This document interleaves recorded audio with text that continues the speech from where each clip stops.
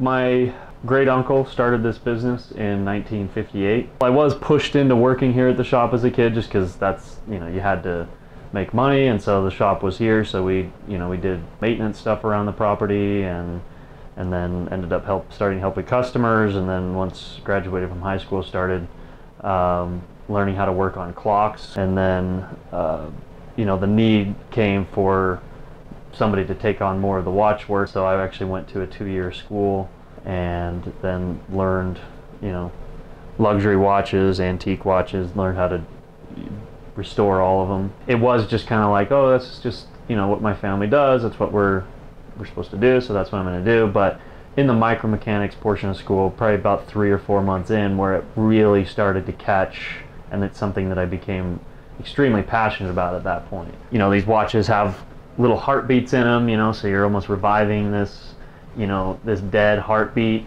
You kind of live in this small area on your bench top, right? The whole world is around you and everything's going on, but when you have your magnification, your loop, and you're working on this little watch, you kind of live in this little world. You can spend an hour or two without even taking your magnification off, just interacting with this watch. These watches are really important to people.